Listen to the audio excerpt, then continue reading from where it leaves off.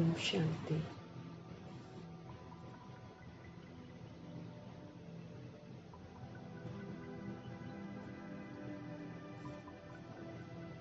हमें प्रभु से फरमान मिला है कि हम सब आत्माएं परमात्मा की संतान हैं। इसमें हमको टिकना है, रोज पक्का करना है, तब जाकर कहीं हम चलते फिरते उठते बैठते आत्मा के भान में सब कुछ करेंगे और हमसे भूले नहीं होंगी। तो मीठे बाबा ने हमको 9 गिफ्ट दिए थे। अब स्मृति दिलाते रहना ना कि दैवी गुण भी धारण करना है, 7 गुण भी धारण करने हैं, 8 शक्तियों को भी यूज करना है और साथ साथ में जो स्वमान प्रभु जी देते हैं वो सारे यूज करने हैं। प्लस एक बार अव्यक्त बाप दादा ने हम आत्माओं को 9 गिफ्ट दिए थे जिसको कहते हैं कि रोज यूज करना है। हम सब शरीर समझकर मानसिक तौर पर बीमार पड़ गए थे, बीमारियां लगी हुई हैं। हम रूहानी सर्जन से अपना इलाज करा रहे हैं। रूहानी सर्जन रोज हम आत्माओं को नित नए तरीके से इलाज कराने की विधि बताते, क्योंकि इसमें इलाज की विधि ऐसी है कि हमको करना पड़ता है। बाबा हमको बताते हैं और हमको करना पड़ता है, विधि पूर्वक चलना पड़ता है। तो हमारी जो मानसिक बीमारियां हैं जो लग गई बड़े बुरे तरीके से, उससे हम मुक्त हो सकते हैं। क्योंकि मानसिक में व्यर्थ बहुत आ गया है, नकारात्मक बहुत आ गया है, अशुभ आ गया है, हर चीज में संशय आ गया है, सारी गिरावट वाली भूत, जो बाबा कहते हैं भूत घुसे हुए हैं हमारी मनसा में। इसीलिए हम मानसिक तौर से बीमार होने की वजह से शरीर को भी रोग लग जाते हैं। अब प्रभु हमें जड़, यूँ तो हम शारीरिक रोग के लिए जाकर दवाइयाँ खाते हैं, लेकिन वो परमानेंट ठीक नहीं होते हैं, थोड़ी देर के लिए ठीक होते हैं फिर वैसे ही हो जाता है। क्यों? क्योंकि मनसा प्योर नहीं है। प्रभु जी कहते हैं वो आत्मा के अंदर जो मन है, जिस दिन वो मन प्योर हो जाएगा, शुद्ध हो जाएगा, जिसमें उसमें से जो बुद्धि पर हमने लिख रखा है वो सारा मिट जाएगा, तो हम शरीर से भी बिल्कुल स्वस्थ हो जाएंगे। तो 9 गिफ्ट जो बाबा ने हमको दिए थे उसकी हम स्मृति फिर से रिवाइज करेंगे। मीठे मीठे परमात्मा हम आत्मा को कहते हैं सदा शुभ ही सोचो। पहली गिफ्ट उन्होंने मुझे ये दी थी कि शुभ सोचना है। अब हमको कम बोलना है, अब हमको मीठा बोलना है, अब हमको सदा मुस्कुराते रहना है। ये गिफ्ट है उनकी कि इसको यूज करना है। भगवान की दी हुई हर चीज को हमको यूज करके अपना बनाना है। खजाने देते हैं हमको यूज करके अपने बनाने, वरदान हमको देते हैं यूज करके हमको अपने बनाने। तो अभी जो गॉडली गिफ्ट जो हमको मिली है, इसको भी मुझे यूज करना है, फिर ये मेरे पास गिफ्ट रहेगी। अगर मैं इसको यूज नहीं कर रही हूँ तो ये फिर मेरे नहीं बनते हैं। इसलिए बाबा ने बोला है कि अशुभ सोचना बंद करो और सिर्फ शुभ सोचो, क्योंकि प्रभु जी आए हैं तो सब कुछ शुभ होना ही है। तो जो पहले हो गया उसको बिंदी लगानी है और अब सिर्फ अच्छा अच्छा सोचना है। हमको कम बोलना है। जैसे हम पहले दुनिया में लोगों के साथ मिलते थे, बातें करते थे, वैसे अब हमको नहीं करनी है। हमको कम बोलना है और वो कम जब बोलते हैं तो मैं एक रूह से बात कर रही हूँ, ये वाली उसमें मिठास होनी चाहिए, ये अपनापन होना चाहिए, इसको मीठा बोलते हैं। ऐसे तो मीठा बहुत लोग बोलते हैं, लेकिन वो वाले मीठे की बात नहीं कर रहे हैं भगवान। रूहानी मिठास हो। कौन सी? मैं आत्मा परमात्मा का बच्चा दूसरी आत्मा परमात्मा के बच्चे से बात कर रही हूँ, ये वाली रूहानी मिठास चाहिए। इसीलिए कम बोलना है, क्योंकि ज्यादा बोलते हम भूल जाते, हम देह के भाग में आ जाते। कम बोलेंगे तो याद रहेगा कि मैं आत्मा परमात्मा का बच्चा दूसरी आत्मा परमात्मा के बच्चे से बात कर। तो वैसे भी जिस्मानी पालना और रूहानी पालना में अंतर दिखाई देना चाहिए ना। जिस्मानी पालना में हमने ज्यादा और व्यर्थ बोलना सीखा हुआ था, रूहानी पालना में हम फिर आपस में जब मिलते हैं तो हम कम बात करते हैं। तीसरा गिफ्ट बाबा ने बोला है हमको सदा मुस्कुराते रहना है। स्मृति सदा कि मैं आत्मा परमात्मा का बच्चा हूँ। तो वो रूहानी मुस्कुराहट चाहिए। वो नकली मुस्कुराहट तो फिर हम धारण कर लेते हैं, लेकिन यहाँ पर सदा मुस्कुराते रहना मतलब सदा स्मृति में रहना, मैं आत्मा परमात्मा का बच्चा हूँ। फिर है उड़ती कला में उड़ते रहना है। अब हमको चलती वाला में नहीं होना चाहिए, अब हमको जंप वाला नहीं चाहिए, अब हमको उड़ती कला में उड़ते रहना, मतलब फरिश्ता बनकर अब सब कुछ करना है। धरनी पर बार बार नहीं आना। धरनी पर बार बार आने से हम फिर धरनी के प्रभाव में आ जाते हैं। अब हम उड़ती कला में सदा उड़ते रहें। जितना उड़ती कला में उड़ते रहेंगे उतना प्रभु जी के समीप पहुंचते जाएंगे। हमको फरमान मिला हुआ है, हमको उनके समीप पहुंचना है। फिर बाबा ने 5वीं गिफ्ट दी थी कि कर्म जब भी आप करते हो ना, तो मालिकपन की स्मृति से करो कि मैं आत्मा अपने शरीर रूपी राजधानी की कर्म इंद्रियों से और अपनी सूक्ष्म शक्तियां मन बुद्धि से कार्य करा रही हूँ। मैं आत्मा मालिक हूँ। तो कर्म करते मालिकपन जब रहेगा तो हमसे गलतियां नहीं होगी, क्योंकि हम आत्मा बनकर कार्य करेंगे तो हम परमात्मा की स्मृति में जरूर रहेंगे। जहाँ परमात्मा साथ है वहाँ फिर कर्म गलत हो नहीं सकते। तो कर्म को मालिकपन की स्मृति से करना है। कोई भी विघ्न मेरी जिंदगी में जो आता है उसको पेपर समझकर खुशी से पास करना है, उसको पेपर समझ लेना है। नहीं तो कोई सोल जब विघ्न डालती है तो मायूस हो जाते हैं कि आत्मा विघ्न डाल रही है, लेकिन बाबा कहते हैं कोई भी विघ्न को पेपर समझो। पेपर समझेंगे तो उसको हम पास करने का सोचेंगे ना, न कि ये सोचेंगे कि क्यों है और कैसे है और ऐसा नहीं होना चाहिए और वैसा नहीं होना चाहिए। विघ्न है बस शांत रहना है, स्थिर रहना है, अपनी स्वस्थिति में रहना है, प्रभु की याद में रहना है, विघ्न खत्म हो जाएगा। क्यों क्या कैसे करेंगे, विघ्न फिर से आएगा, वही वाला विघ्न मेरी जिंदगी में फिर से आएगा। अगर मैं चाहती हूँ कि विघ्न मेरी जिंदगी से खत्म हो जाए तो प्रभु जी कहते हैं विघ्न को पेपर समझो। पेपर में क्या करना होता है, मना आंसर करना होता है ना, विघ्न को कैसे, पेपर को कैसे पार करना है। यहाँ पर विघ्न को पार करने की विधि ही ये है, शांत रहना है, स्थिर रहना है और बाबा की याद में रहना है। बस थोड़ी देर में विघ्न खत्म हो जाएगा। ये विधि है यहाँ की।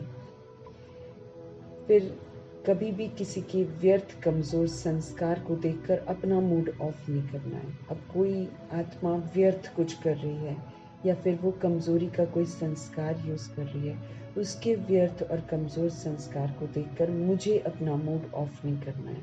अब दुनिया में बहुत सारी सोल्स अज्ञानता में है, वो व्यर्थ करेगी, वो कमजोर संस्कार यूज करेगी, लेकिन अगर हम उसके प्रभाव में आकर कमजोर हो जाएंगे तो हम तो सेवा नहीं कर पाएंगे। इसलिए बाबा कहते हैं किसी के भी कमजोर संस्कार देखकर, किसी के भी व्यर्थ संस्कार को देखकर तुम अपना मूड ऑफ नहीं करो और उसको हील करो, उसके लिए शुभ भावना शुभकामना रखो। मूड ऑफ करने से फिर हम बैड वाला वर्ड्स बोल जाते हैं, तो फिर उससे वो सोल का व्यर्थ खत्म नहीं होता और फिर उल्टा मेरा भी पाप का खाता बन जाता है। इसलिए बाबा कहते हैं व्यर्थ कमजोर संकल्प तो चारों तरफ दिखाई देंगे, लेकिन उनको देखकर हमको मूड ऑफ नहीं करना है, हमें अपनी स्वस्थिति में स्थित होकर उसकी स्थिति को भी ठीक करना है। किसी से भी मुझे घृणा नहीं करनी है, बाबा कह रहे किसी से भी घृणा नहीं करनी है। अब घृणा वाला कोई काम कर रहा है ना, लेकिन घृणा नहीं करनी है, उसकी जगह क्या करना है, उसको क्षमा करना है और फिर उसकी शुभ भावना रखनी है। अगर हम उसको क्षमा नहीं करते हैं, नफरत रखते हैं और साथ में शुभ भावना रखते हैं तो नहीं होगा कुछ भी। इसलिए भगवान कहते हैं सबसे पहले उसके गलत कर्म को देखकर उससे नफरत नहीं करनी है। फिर वो कुछ कर रही है गलत तो उसको क्षमा कर देना, फिर उसको शुभ भावना शुभकामना, प्योर माइंड से शुभ भावना शुभकामना हमको देनी है। फिर 9वां जो है संकल्प, वो है बाबा कहते हैं संकल्प में भी किसी आत्मा के प्रभाव में मुझको नहीं आना। तरह तरह के एक्ट्स करेंगे ना सोल्स, लेकिन थॉट में भी बाबा कहते हैं थॉट में भी किसी सोल के प्रभाव में हमको नहीं आना। और बाबा ने बोला हमको सदा पिताव्रता बनने का दृढ़ संकल्प करना है। पिताव्रता मतलब जो परम पिता परमात्मा हम आत्माओं को कहते हैं वो करने का मुझे व्रत लेना, उससे इधर से उधर, उधर से इधर हमको नहीं होना है। तो पिता व्रत बनने का दृढ़ संकल्प करना है। मीठे मीठे बाबा को हाजिर नाजिर करेंगे और उनको हाजिर नाजिर करके उनके महावाक्य हम उन्हीं से समझेंगे, वही हमको समझाएंगे और उन्हीं की विधि से हम समझेंगे तो हम कुछ अच्छा कर सकेंगे।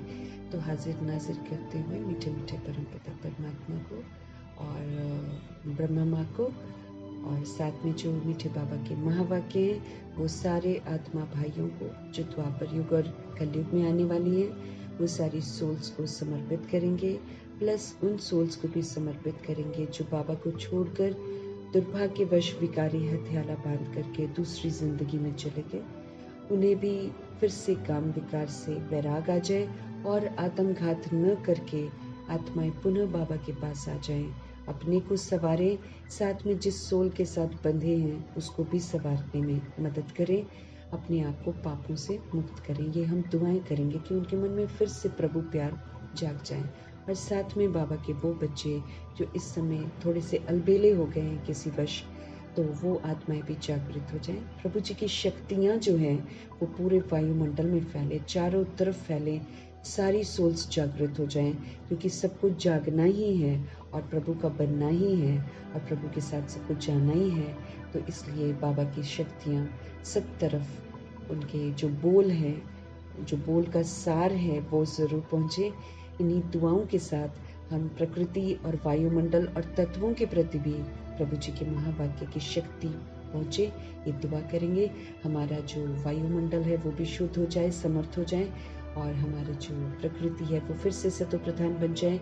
ये तत्व जो हैं वो फिर से सत्वगुणी बन जाए। इस समय वो तमोगुणी बन गए हैं क्योंकि हम आत्माएं भी तमोगुणी बन गई हैं। तो दुआएं करेंगे कि प्रभु जी के महावाक्य जब जब हम लोग पढ़ें, प्रभु की यादों में पढ़ें, प्रभु की मौजूदगी में पढ़ें, तो इसकी शक्ति जो है वो सब तरफ फैले, आस पड़ोस सब जगह फैले, घर में फैले, घर के सदस्यों तक पहुँचे और सब सशक्त बने, सब शक्तिशाली बने, सब पवित्र बने।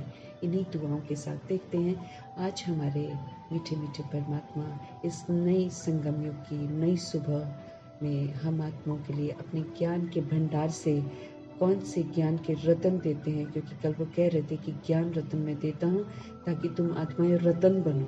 तो कौन से ज्ञान रतन है जो हम आत्माओं को फिर से रतन बनाने के लिए प्रेरित करते हैं। देखते हैं बाबा क्या बोलते हैं। मीठे मीठे बाबा बोले, मीठे बच्चे, शरीर सहित जो कुछ भी देखने में आता है ये सब विनाश होना है। बार बार हम आत्मा को समझ देते हैं ताकि हम इसकी अट्रैक्शन से मुक्त हो जाएं। जो साथ में रहते हैं, जो आस पड़ोस में रहते हैं, जो संपर्क में आते हैं, सेंटर्स पर जाते हैं, हम मधुबन में जाते हैं, जो भी कुछ हमें दिखाई देता है वो भी खत्म हो जाना है और जो शरीर है मेरा वो भी खत्म हो जाना है और शरीर सहित जो कुछ भी दिखाई दे रहा है ये सारा विनाशी है। इसलिए इससे हमको अट्रैक्ट नहीं होना है, इसलिए बाबा हमको समझ देते हैं ताकि हम दुखी न होए ना। हम जो बोल रहे हैं, हम जो दिखाई नहीं दे रहे हैं, हम अविनाशी हैं, लेकिन जो दिखाई दे रहा है वो विनाशी है। उसको स्वीकार करना है कि ये विनाश हो जाएगा ताकि उसके अट्रैक्शन में आकर हम कहीं दुखी न होते रहना, क्योंकि एंड का समय ऐसा है जिसमें हमें परमात्मा की याद में रहना है। भगवान कोई बुरी बात नहीं बोल रहे हैं। ये 63 जन्म क्या, उसके पहले तो चलो हम जागृत अवस्था में थे, लेकिन द्वापर युग से हम सभी ने शरीर छोड़े हैं। लेकिन द्वापर युग में उतना कष्ट नहीं हुआ है क्योंकि हम फिर भी थोड़ा इतना विस्मृत नहीं हुए थे जितना हम हो जाते हैं। कलयुग में हम ज्यादा विस्मृत हो जाते हैं, इसलिए हमें शरीर से लगाव हो जाता है। फिर जब शरीर छूटते हैं तो लोग रोते हैं उस शरीर को देखकर, उसको रखते भी नहीं है, उसको लेकर भी जाते हैं, उसको जलाते भी हैं और फिर उसको बोलते भी हैं कि तुम इधर मत आना। सब कुछ करते हैं, फिर रोते भी हैं। फिर वो शरीर उनको जो याद होती है वो सताती भी है, वो डराती भी है, डरते भी हैं उस शरीर से, रखना नहीं चाहते हैं उसे फिर जला जलू के फिर हाथ वाथ भी धोएंगे, नहाएंगे, कैसे करते हैं लोग, है ना। वो होता छुआछूत वाला शरीर, विकारी शरीर होता है ना। अब सतयुग में वैसा नहीं होता, तो उसको दूसरे तरीके से वो लोग जो भी उनका एटॉमिक एनर्जी जो भी यूज होती है उसके अनुसार वो लोग जो सिस्टम होता है उसको खत्म कर देते हैं वो लोग वहाँ पर। उसके लिए कोई रोते नहीं कि उसको एक ड्रेस समझते हैं कि चलो हमने चेंज करी, उसको करते, वहाँ कोई रोता। यहाँ तो जलाते भी हैं और फिर रोते भी हैं, दुखी भी होते हैं और शमशानी वैराग भी आता है, फिर भूल जाते हैं कि हमारा भी ऐसे ही होना है। ये भूलकर अपने कर्मों को श्रेष्ठ नहीं बनाते। अब हमको बनाना है कर्मों को श्रेष्ठ, हमको बनना है निर्भय, हमको पानी है काल पर जीत। ऐसे वाले हमको संस्कार बनाने हैं, हमको जागृत होना है, हमको समझना है कि ये एक इंस्ट्रूमेंट है, हमको समझना है कि ये एक ड्रेस है, ये खत्म हो जाती है लेकिन हम सोल्स नहीं खत्म होती। अब जो भी सोल हमारे घर में कोई रिश्ता बनकर आती है, वो चाहे छोटे बिल्कुल शरीर में है, वो जो सोल है अंदर उसको नहीं होना है कुछ भी। वो प्रभु जी की अमानत है, वो प्रभु जी का बच्चा है, वो नहीं मरता। हाँ, उसका जो छोटा सा शरीर दिखाई देता है वो खत्म हो जाएगा। वो किस आयु में खत्म होगा वो हमको नहीं मालूम, लेकिन अचानक का ये दौर चल रहा है। तो अचानक जब विनाश शुरू होगा तो अचानक हमारे शरीर खत्म होंगे। उस समय वो शरीर मुझे रुलाए नहीं, वो मुझे ये न याद दिलाए ये मेरा है, क्योंकि वो एक रोल है जो हमको मिला है, वो रोल खत्म हो जाएगा। बाबा हमको समझ दे रहे हैं कि हम सशक्त बने, हम उसके शरीर को लेकर न रोते रहें। वो तो फिर मेरी भी दुर्गति, उसकी भी दुर्गति, क्योंकि अगर मैं उसमें बंधी हुई हूँ तो फिर मेरी भी दुर्गति ना। और मैं बंधी हूँ तो मैंने उसको भी बांध रखा है कि तू मेरा है, तो वो फिर मेरी भी दुर्गति, उसकी भी दुर्गति, और प्रभु जी चले जाएंगे। अब चूंकि हम ज्ञान ले रहे हैं, हमको फिर कहा जाएगा आप खुद भी मुक्त होइए और उसको भी मुक्त कीजिए। भगवान हमारा साथ नहीं देंगे, फिर मुझे समझ से फिर उसको मुक्त करना पड़ेगा, वो फिर घाटा पड़ जाएगा हमारा। इसलिए भगवान हमको समझ देते हैं। वैसे भी 63 जन्म में हमने 63 माँ बाप बनाए हैं, 63 रिश्ते बनाए हैं। आज इस जन्म में मेरे साथ वो रिश्ते नहीं है। ये तो हमारा वो 84वां जन्म काउंट होएगा ना, ईश्वरीय जन्म। हम उस वाले जन्म से तो मर गए हैं, तो उस जन्म से मर गए तो उस जन्म के रोल से भी तो मर गए ना। सच्चाई की समझ दे रहे हैं बाबा कि नाटक होता है, नाटक में हम लोग एक्ट करते हैं। अब दूसरी दुनिया में भी फिल्म जो करते हैं उसमें वो लोग कितनी तरह से, कभी कोई उसकी माँ बनता है, कभी कोई उसकी माँ बनता है, तो वो एक्टिंग करते हैं ना। लेकिन जब मूवी पूरी हो जाती है तो वो उसी एक्टिंग के साथ थोड़ी जीते हैं कि ये मेरी माँ है तो बस अब वो घर वाली माँ मेरी नहीं, अब ये वाली माँ मेरी, ऐसे तो नहीं करते। वो ड्रामा किया, एक्ट खत्म हुआ, वो एक मना यादगार बने हुए हैं कि हम इस तरीके से इस लंबी यात्रा पर हैं। हम तो 63 जन्म देवभान वाले शरीर ले चुके हैं, 63 जन्म हम देह के रिश्ते ले चुके हैं। समझना है बात को ना। तो जो दिखाई दे रहा है वो झूठ है, और जो दिखाई नहीं देता बस वही सत्य है। आत्मा दिखाई नहीं देती वो सत्य है, परमात्मा दिखाई नहीं देते वो सत्य है, वो अविनाशी है। बाकी जो इस सृष्टि पर जितना दिखाई देता है वो सारा झूठ है, वो सारा खत्म हो जाएगा। भगवान हमको रोज समझते रहे, क्योंकि अब हमको वापस घर जाना है। कैसे जाना है? सतोगुणी बनकर जाना है, निर्बंधन बनकर जाना है, निराकारी बनकर जाना है, निर्विकारी बनकर जाना है, निरअहंकारी बनकर जाना है। तो किसी चीज का अहंकार न रह जाए कि ये मेरा है, ये मेरा है। उस अहंकार को प्रभु समय रहते मिटाने की समझते रहे, ताकि हम इज्जत से जाएं और इज्जत से जाते हुए दूसरी सोल्स को भी मदद करें, द्वापर युग और कलयुग की सोल्स को, कि चलो अब वापस घर, हम फिर से आएंगे खेलने के लिए, लेकिन अभी चलो, अभी प्योर बनना। तो हमारी प्योरिटी, हमारी शक्ति उन आत्माओं को भी प्योर बनाएगी, शक्तिशाली बनाएगी। वो भी तैयार हो जाएंगे वापस घर चलने के लिए। अभी वो तैयार नहीं है बिल्कुल भी। वो तो ज्यादा बंधे हुए हैं मोह माया में। वो मेरे मेरे के मुंह में बहुत, वो तो बहुत रोएंगे जब कोई छूटेगा या कुछ विनाश होगा ना, वो तो रोएंगे। हादसों में देखते हो ना कैसे छोटे छोटे बच्चों के शरीरों को लेकर गाजा में रो रहे थे। किसी का हाथ टूटा हुआ, किसी का पैर कटा हुआ, किसी का कुछ, लेकिन बॉडी को लेकर रो रहे हैं। बॉडी तो मरी है, वो उसके अंदर से तो सोल निकल कर वहां पर देख रही होगी कि कैसे कैसे उठाकर मुझे रो रहे हैं। तो वो सच्चाई से बाबा हम आत्माओं को परिचित बार बार पक्का करा रहे हैं ना, बुद्धि में बार बार पक्का होएगा। जैसे कोई खतरे की बात होती है ना, कोई बार बार बोलता है ऐसा होगा ऐसा होगा ऐसा होगा, तो जब वो होता है ना तो डर नहीं लगता है। निर्भय बना रहे हैं भगवान, निर्बंधन बना रहे हैं भगवान। वैसे भी छूटेगा, वैसे भी छूटेगा। भाग जाएंगे, जैसे कुछ लोग भाग जाते हैं मुरली छोड़कर, जब आप ऐसी बातें बताते हो भाग जाते हैं, छोड़ देते हैं ज्ञान को। सिंपल सिंपल होगा तो बहुत अच्छे से सुनते हैं, लेकिन जहां ये बोल देंगे ना देश सहित ये खत्म, भाग जाते, छोड़ देते बड़ा। वो ये नहीं समझते हैं कल्याणकारी परम पिता परमात्मा हम आत्मा को सशक्त बना रहे हैं, हम आत्मा को दुखों से छुड़ा रहे हैं, हम आत्मा को माया मोह। तो तुम भाग कर भी तो तुम्हारे साथ वैसा ही होगा। अगर तुम भाग भी जाते हो तो विनाश तो तब भी होगा, शरीर तो तब भी छूटेंगे, तुम उस समय दुखी होगे। भगवान दुख से बचा रहे हैं। तो मीठे मीठे बाबा बोल रहे हैं, मीठे बच्चे, शरीर सहित जो कुछ भी देखने में आता है ये सब हमारी नजरों के सामने विनाश होगा। मधुबन भी विनाश हो जाएगा। विनाश होएगा तभी तो ब्रह्मा जी फिर से आएंगे, फिर से सब कुछ बनेगा। अगर वो रह जाएगा तो फिर 1950 में जैसे वो यहाँ पर आते हैं तो फिर से 1950 में वो वापस इधर आएंगे। तो जब वो आते तो कुछ भी नहीं होता है, कुटिया वो खुद बनाते हैं, तो मधुबन भी विनाश हो जाएगा, वो भी टूट फूट जाएगा सारा।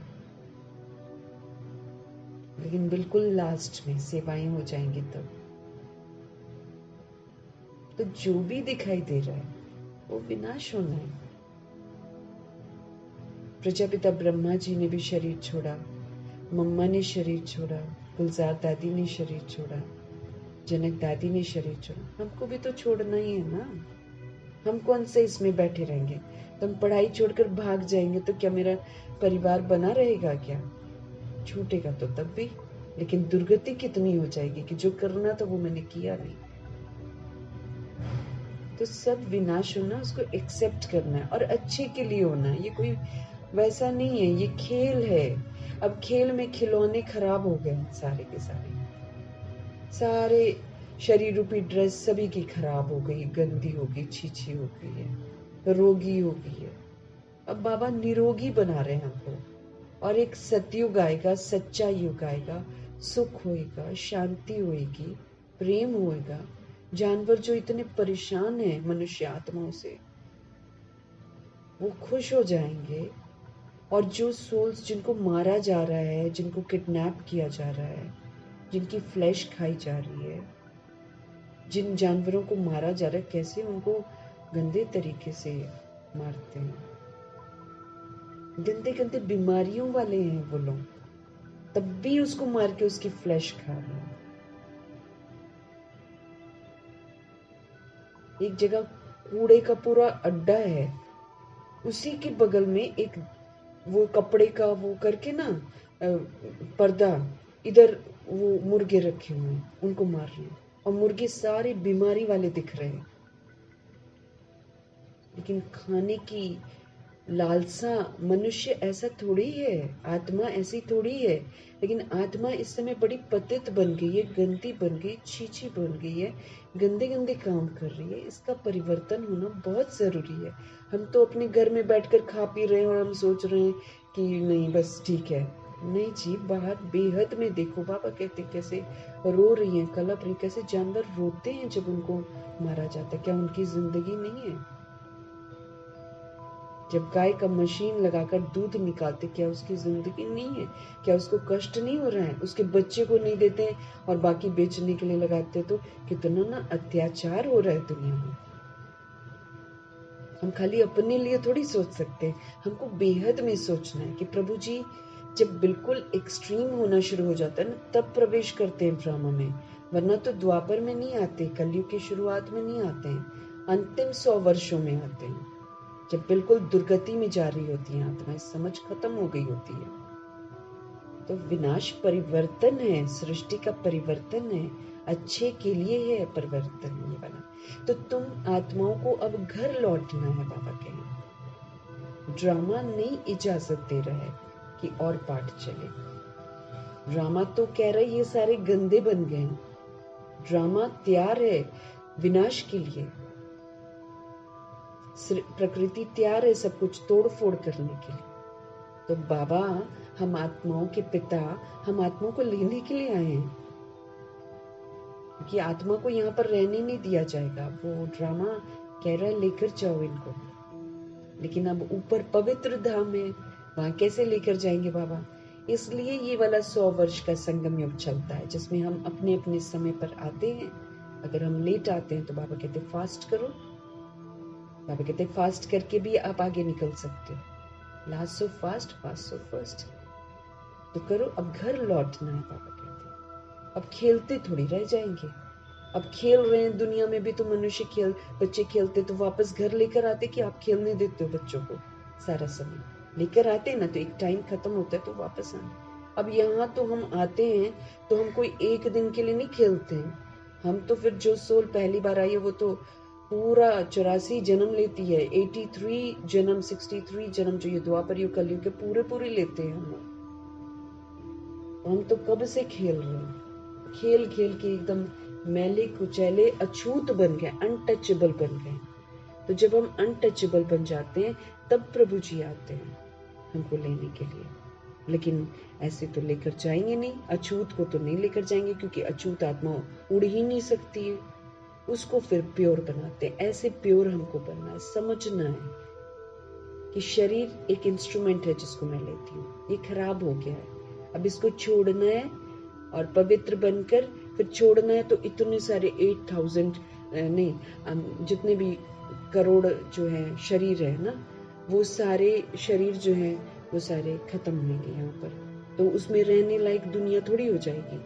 तो फिर उतना समय क्या करेंगे? फिर हमको बाबा घर ले जाते हैं, हम घर में रहेंगे थोड़ा समय, फिर इधर जो है सृष्टि, प्रकृति और ड्रामा, ये लोग सारा सागर वगैरह उथल पुथल करके सारे शरीर को कहाँ क्या करेगा खुदा जाने, दफन कर देगा और इसकी खाद बनेगी। फिर जो प्योर आत्माएं हैं, प्योर बनती है ना आत्माएं, उनके शरीरों की सतुगुणी खाद बनेगी। तो जैसे जैसे जिसने पाठ बजाया होगा वैसे वैसे उसकी खाद बनेगी। जिसने पानी के जानवरों को खाया होगा वो पानी उसको निकलेगा, मैंने जैसे तुमने किया वैसा तुम्हारे साथ होगा। फिर आत्मा उसमें रियलाइज करेगी, फिर प्योर बनेगी, फिर ऊपर चली जाएगी। ये इस तरीके से चलता है। तो प्रभु याद दिला रहे हैं कि तुम आत्माओं को, शरीरों को नहीं, तुम आत्माओं को अब घर लौटना है। इसलिए पुरानी दुनिया को भूल जाओ, इससे अटैचमेंट मत रखो। अब सारा ध्यान किधर लगाओ? शांति धाम की तरफ लगाओ। अब सारा ध्यान किधर लगाओ? वैकुंठ की तरफ लगाओ। जब हम ध्यान लगाएंगे बाबा हमको साक्षात्कार कराएंगे। एंड वाला जन्म जो है सारा साक्षात्कार का है। जैसे शुरू में पूरा साक्षात्कार कराया था भगवान ने, वैसे पूरा साक्षात्कार कराएंगे। कैसे वैकुंठ में क्या होता है, कैसे खेलते हैं, कैसे वहां रहते हैं, कैसे सोने के महल होते हैं, सब कुछ दिखा के लुभाएगा और इधर विनाश हो रहा होगा। लेकिन तब होगा ना जब हम पुरानी दुनिया को बाबा के रहते भूल जाएंगे, जब हम प्रभु के बन जाएंगे, प्रभु के साथ एंजॉय करेंगे। प्रभु तो कहते हैं मैं तुम्हारी एंटरटेनमेंट भी कराऊंगा, तुम मेरे साथ रहो तो सही, तुम्हें तो अति इंद्रिय सुख का अनुभव कराऊंगा, तुम्हें खुशियां दूंगा, तुम्हारी मसाज भी कर दूंगा, तुम्हारा मनोरंजन करूंगा, तुम रहो तो सही मेरे साथ। सब कुछ करने के लिए प्रभु जी तैयार है। पुरानी दुनिया में तो मनोरंजन करके जाएंगे, फिर थोड़ी देर में उदास हो जाएंगे। वो मनोरंजन हमको खुशियां नहीं देता है, वो मनोरंजन एक्चुअली हमें प्रभु से दूर करके दुखी देता है, उससे हम प्रभु से ही दूर होते हैं। यहाँ प्रभु के साथ जो रहती हैं सोल्स, वो सेवाओं में मस्त हो जाती हैं। देखो कितना एंजॉय कर रही होती हैं जो सोल सेवाओं पर होती हैं, जो प्रभु की बन जाती हैं, प्रभु की दीवानी हो जाती हैं, सारा दिन ही जो सेवा कर रही होती हैं, कभी इधर सेवा कभी उधर सेवा, उनको देखो वो कितनी खुश और कितनी हल्की होती हैं। और यहाँ दुनियावी मनोरंजन करके दुखी होते हैं, परेशान होते हैं, ढीले ढाले होते हैं, क्रोध आता है, कंपैरिजन आता है। जो दुनिया की जितनी भी चीज़ें हैं उसमें एक दूसरे के साथ हम कंपटीशन करते हैं, एक दूसरे को हराते हैं। ये मेरी एनर्जी को कम करता है, ये मेरी पावर जो आत्मा बैटरी चार्ज नहीं होती है, बैटरी आत्मा रूपी बैटरी डिस्चार्ज होती है। कलयुगी कुछ भी करेंगे ना हम डिस्चार्ज होते हैं। इसीलिए बाबा कहते हैं इस पुरानी दुनिया को भूल जाओ, वापस तुमको घर चलना है, तुमको बिल्कुल प्योर होना है।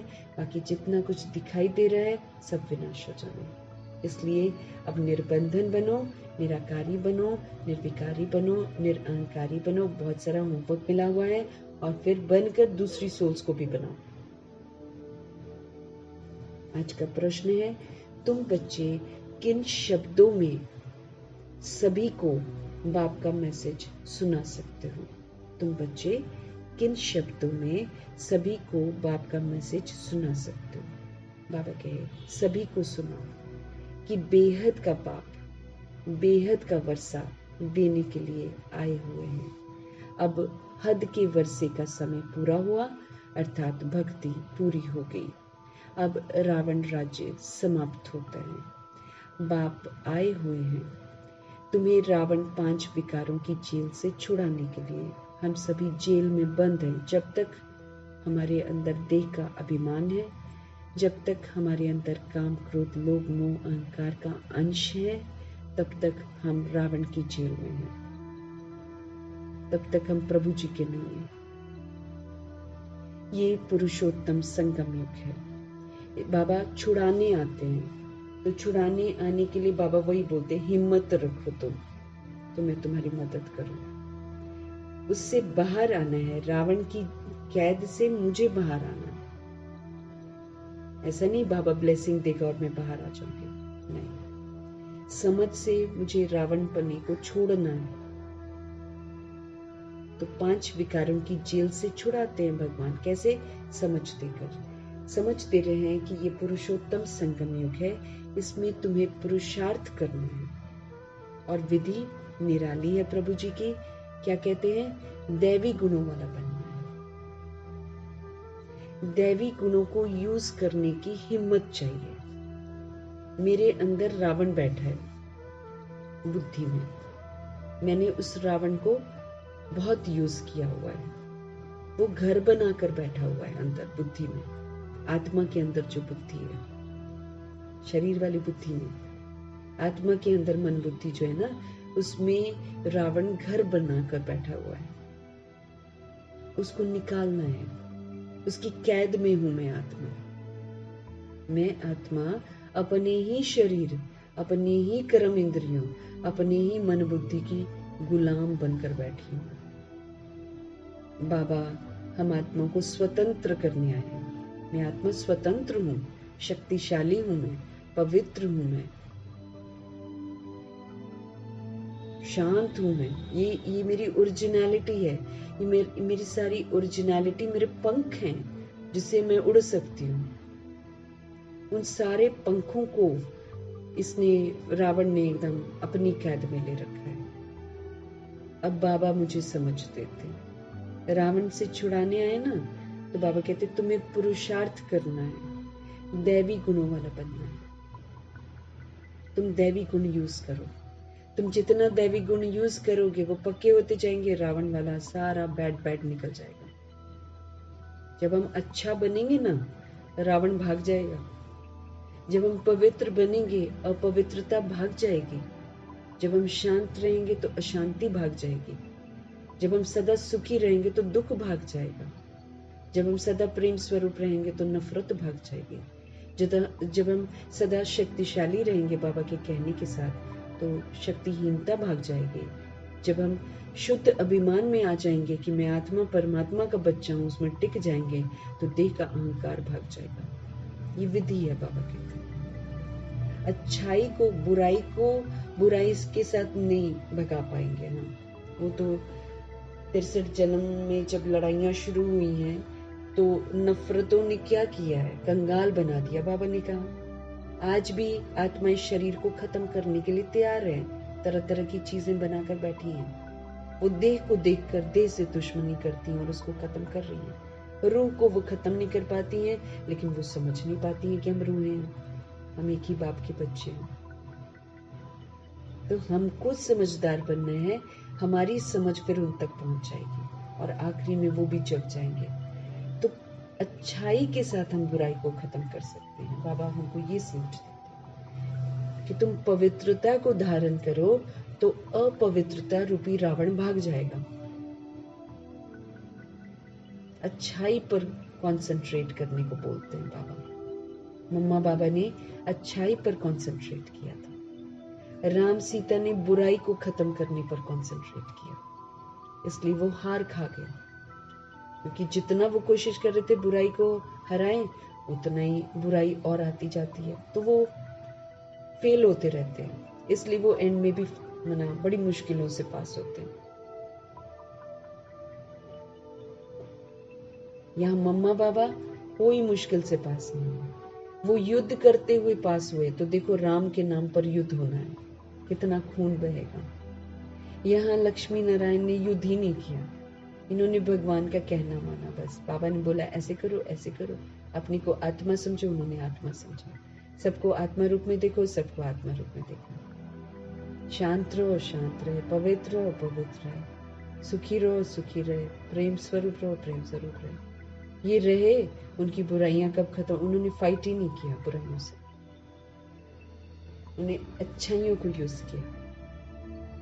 तो उनके नाम पर कभी भी युद्ध नहीं होता दुनिया में। लक्ष्मी नारायण के नाम पर कभी भी युद्ध नहीं होता। वो सूक्ष्म युद्ध करते हैं और दुनिया देखो हिंसात्मक युद्ध करती है। वो सूक्ष्म करते हैं क्योंकि अपने को पूरा आत्मा समझते नहीं है, थोड़ा सा देह का भान रह जाता है, इसीलिए तो युद्ध करते हैं। तो दुनिया में उनके नाम पर खून खराबा होता है, कितना हमारा असर जो है वो दुनिया पर पड़ता है। उनको अपने आप को सजाओं से छुड़ाना है। तो भगवान कहते हैं तुम्हें पुरुषार्थ करके दैवी गुणों वाला बनना है। सिर्फ पुरुषोत्तम संगम युग को भी समझ लेना तो स्थिति श्रेष्ठ बन सकती है।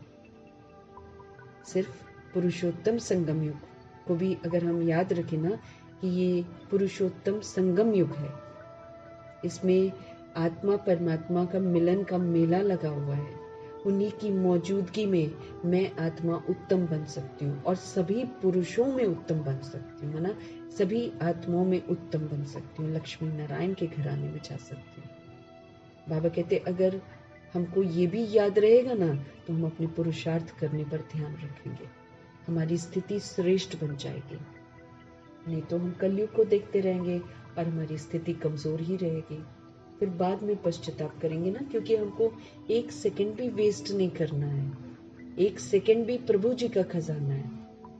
हम सोच लेते हैं, बोझिल हो जाते हैं, सारा दिन हम यही करेंगे क्या, लेकिन हमको ये नहीं पता है कि करने से प्राप्ति क्या होगी। हम भाग्य बना रहे हैं, हम 2500 वर्ष की अपनी जीवन का जो कथा है ना वो खुद ही हम लिख रहे हैं, और जो लिख रहे हैं वही हमारे साथ होगा।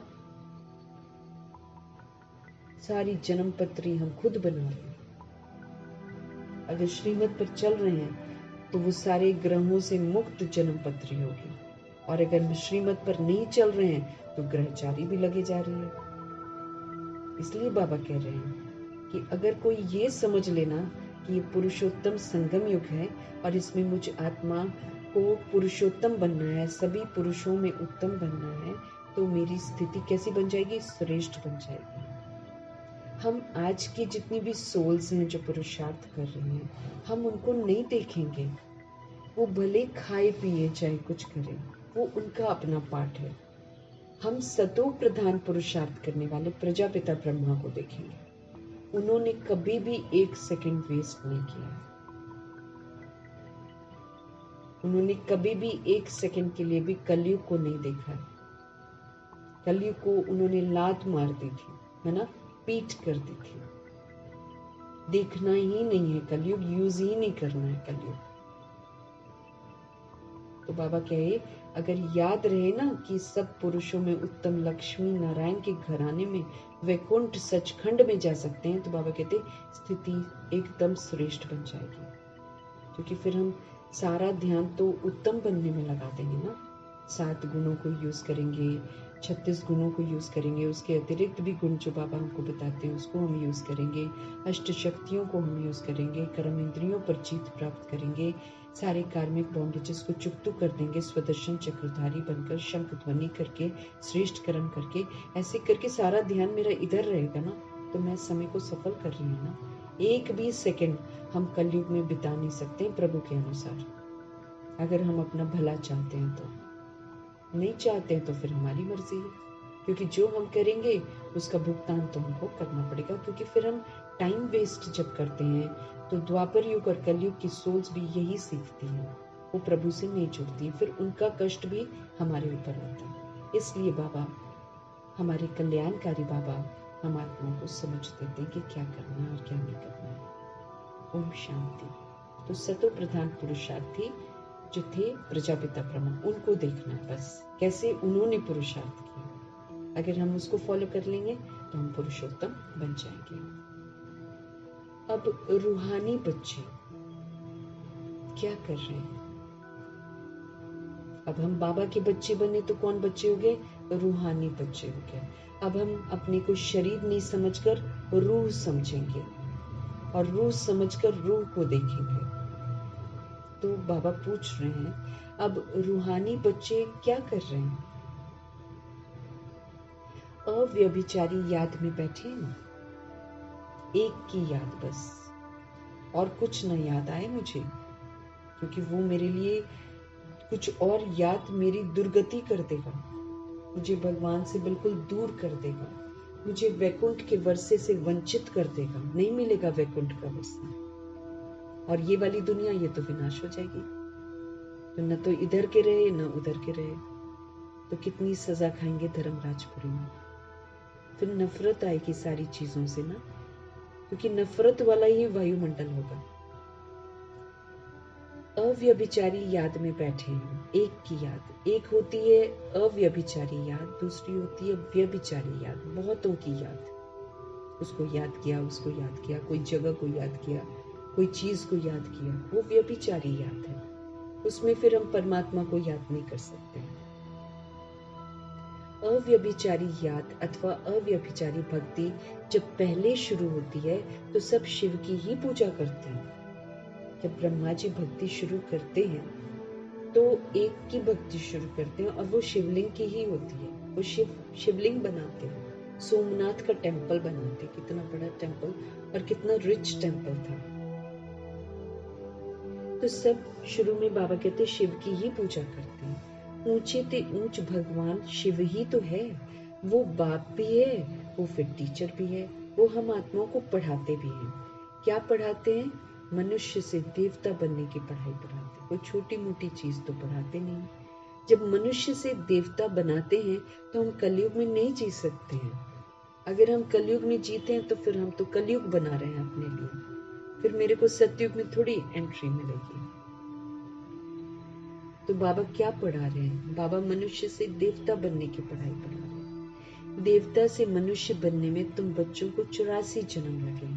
84वें जन्म में देवता बनने का लेसन हमको, जो शिक्षा होती है वो हमको मिलती है। और मनुष्य से देवता बनने में 1 सेकंड लगता है। बाबा कहते कायदे सब, जैसे मम्मा लोगों को ले लो, हम तो उनको 1 सेकंड में ही कहेंगे ना कि माना बाबा ने बोला और उन्होंने स्वीकार कर लिया और बस मुड़ गया उधर। कोई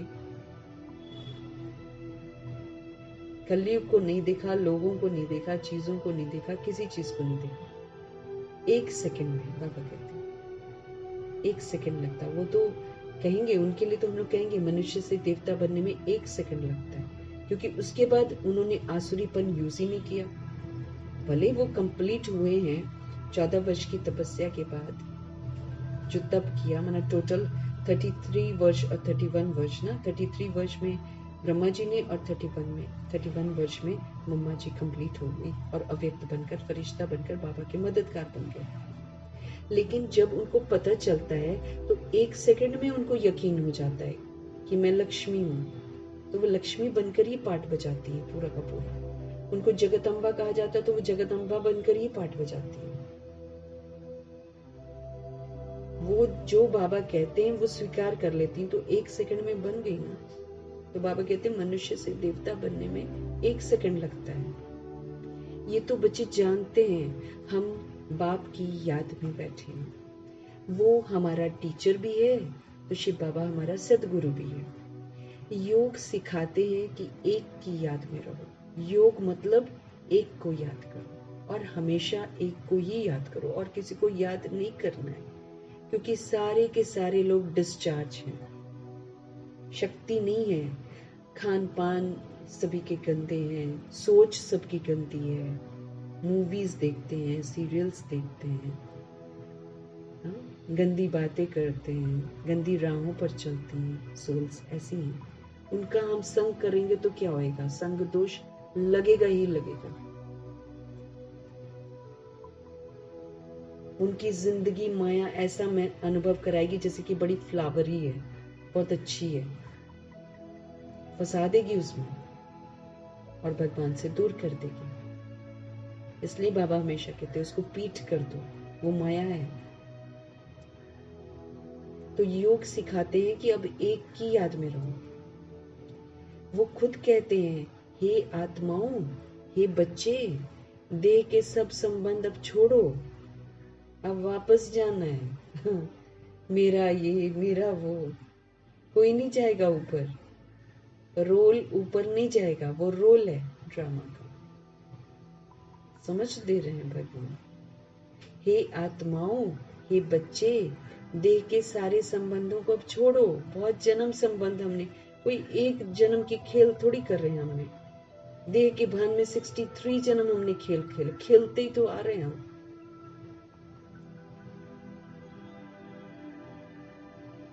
हम नहीं छोड़ेंगे तो भी संबंध छूटेंगे।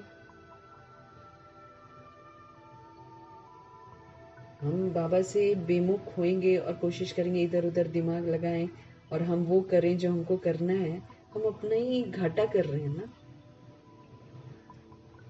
हे आत्माएं, हे बच्चे, देह के सब संबंध छोड़ो, अब वापस घर चलना है।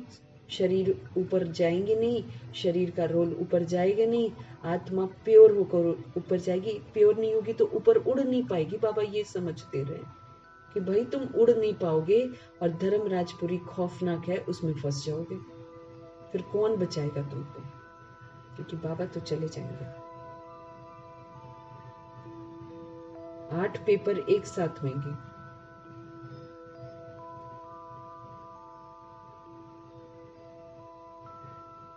ये पुरानी दुनिया बदल रही है। बाबा कहे ये दुनिया पुरानी हो चुकी है, इसमें अत्याचार है, इसमें भ्रष्टाचार है, इसमें झूठ है, इसमें पाप है, इसमें गंदगी है। बाबा कहते इसको बदलना है।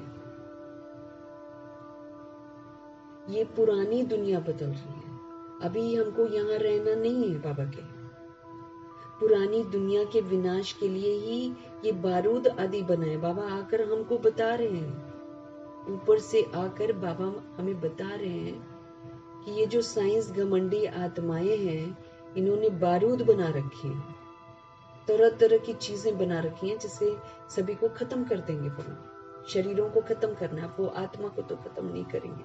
आत्मा तो फिर वापस घर जाएगी।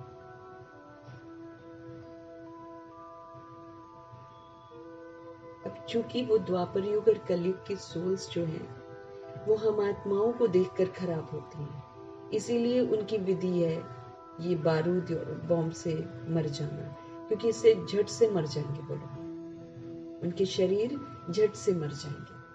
क्यों? क्योंकि वो जो पाप कर रहे हैं वो क्यों कर रहे हैं? क्योंकि सतयुग में आने वाली आत्माएं सबसे पहले विस्मृत होकर उल्टे मार्ग पर चलती हैं, तब वो लोग सृष्टि रूपी ड्रामा में आते हैं। इसीलिए उनके खत्म होने की विधि बिल्कुल अलग है। वो तो बॉम्ब्स चलेंगे और तुरंत मर जाएंगे। कष्ट नहीं होएगा उनको ज्यादा। शामत तो प्रभु के बच्चे जो 16,108 करोड़ बच्चों में जो नापास बच्चे होंगे या जिन्होंने पुरुषार्थ नहीं किया होगा, उनकी शामत आएगी, उनके लिए धर्मराज पूरी होगी। बाकी कौरव तो आपस में एक दूसरे के साथ खून खराबा कर देंगे, एक दूसरे को, जिसने जिसको मारा होगा वो उसको मार के तृप्त हो जाएगा।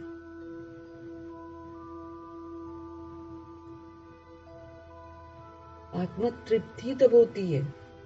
अब बाबा ये सब जो तांडव होना है, इससे बचाने के लिए बाबा क्या बोलते हैं, आप दैवी गुण धारण करो, आप अपने को आत्मा समझो और आप प्रभु की याद में रहो, अपने पाप खुद ही काट लो, तो तुमको सजा नहीं खानी पड़ेगी।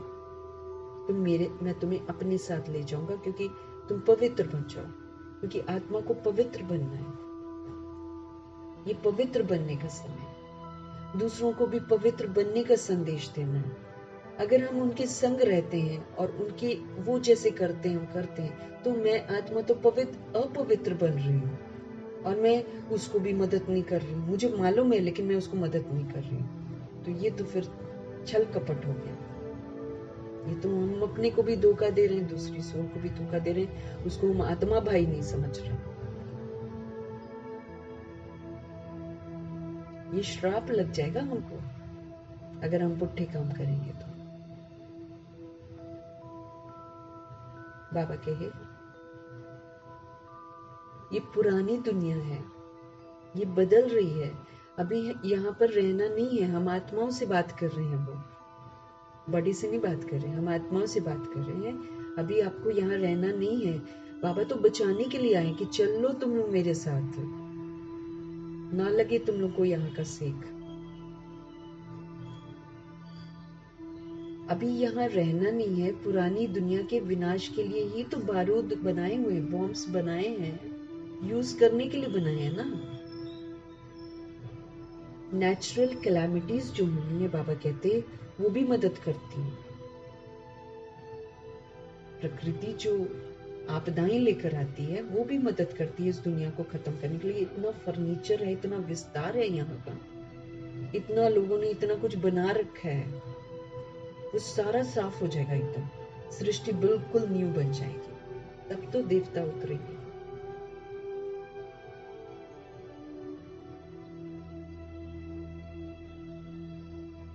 बाबा कहते हैं बारूद आदि बनाए हैं खत्म करने के लिए। किसको? जो दिखाई देता है उसको खत्म करेंगे। शरीर दिखाई देता है, बिल्डिंगें दिखाई देती है, इसको खत्म कर देंगे। नेचुरल कैलामिटीज, आपदाएं भी मदद करती हैं। सुनामी आ जाए कैसे लपेट लेती है, लाखों बंदे को एक साथ खत्म कर देती। तो ये नेचुरल कैलामिटीज भी मदद करती हैं। विनाश बाबा कहते होना जरूर है। बाबा थोड़ी विनाश कर रहे हैं, वो तो आत्माएं खुद ही अपना विनाश करने के लिए खुद ही तैयार होती हैं। बाबा थोड़ी बॉम्ब्स बनाने की कोई तरकीब बताते हैं क्या? बाबा तो ऐसा सब कुछ होने से पहले आकर बताते हैं कि ऐसा होने वाला है, तो तुम पहले सुधर जाओ और मेरे साथ चल लो, बच जाओगे। बाबा तो कल्याणकारी है। बाकी बाबा कहते तुम चाहो नहीं चाहो विनाश तो होना ही है, क्योंकि जो चीजें बना रखी हैं उसको वो लोग यूज करेंगे ही करेंगे। और यही विधि है कि वो अपने शरीरों को खत्म करेंगे। देह का अभिमान, देह का घमंड है, वो खत्म करेंगे अपने आप को। तुम पुरुषोत्तम संगम युग पर हो। हमको याद रखना है कि हम सब पुरुषोत्तम संगम युग पर हैं। ये आत्मा जानती है हम अभी लौट रहे हैं, रिटर्न जर्नी है हमारी। अब जब हम रिटर्न कर रहे हैं बाबा के साथ, तो देह का भान, देह का विस्तार खत्म करते जाना। जैसे खत्म करते जाएंगे, ऊंचा ऊंचा ऊंचा ऊंचा उठते जाएंगे। संगम युग के परम धाम निवासी के पहले हमको सूक्ष्म वतनवासी बनना है, तो सूक्ष्म वतनवासी बन जाएंगे।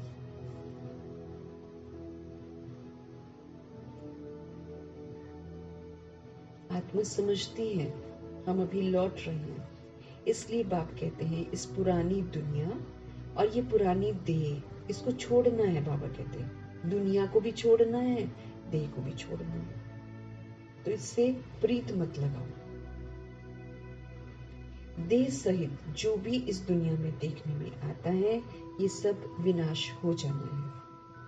कुछ दिनों से बार बार पक्का करा रहे हैं, क्योंकि समीप पहुंच रहे हैं, विनाश होने वाला है। देह सहित बाबा कहते हैं जो भी इस दुनिया में देखने में आता है, ये सब विनाश हो जाना है। शरीर भी खत्म होने हैं। अब हम आत्माओं को घर लौटना है। लौटने बगैर नई दुनिया में आ नहीं सकेंगे, क्योंकि हम पहले लौटेंगे, इधर की सफाई होगी, तब नई दुनिया बनेगी, तब तो आएंगे।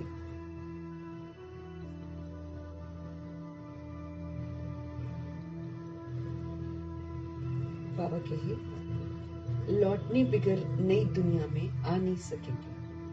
अब तुम पुरुषोत्तम बनने का पुरुषार्थ कर रहे हो। मुझे याद रखना है कि अब हम पुरुषोत्तम बनने का पुरुषार्थ कर रहे हैं।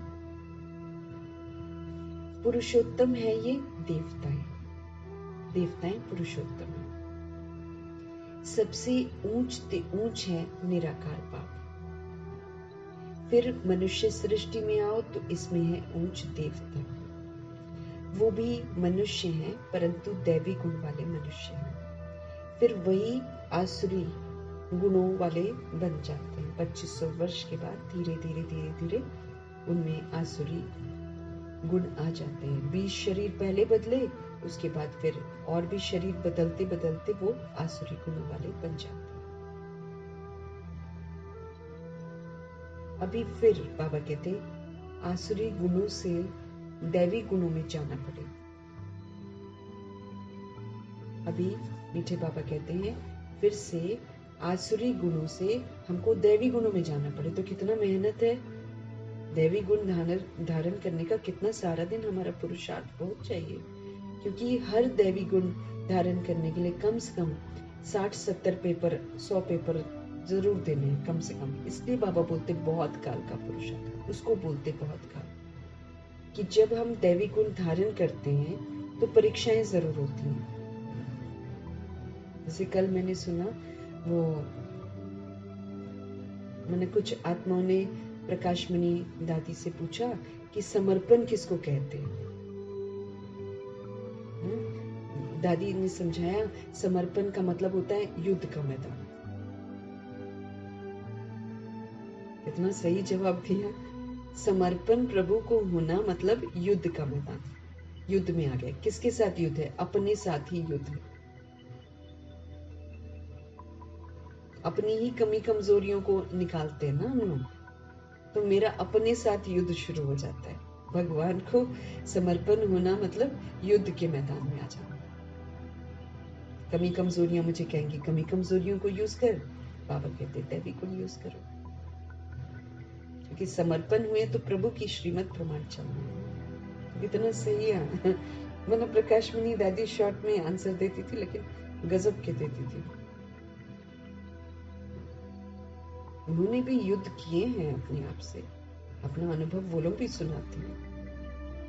करना पड़ता है युद्ध, लेकिन ये अहिंसक होता है, अपने अंदर चलता है।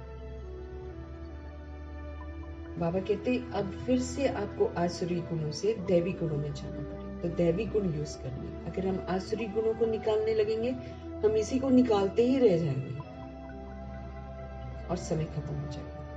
दैवी गुण यूज करेंगे तो ये हट जाएंगे। अब फिर आसुरी गुणों से हमको दैवी गुणों में जाना पड़े, सतयुग में जाना पड़े। किसको? तुम बच्चों को। तुम बच्चे पढ़ रहे हो, औरों को भी पढ़ाते हो, सिर्फ बाप का ही मैसेज देना है। बेहद का बाप बेहद का वर्षा देने के लिए आए हुए हैं।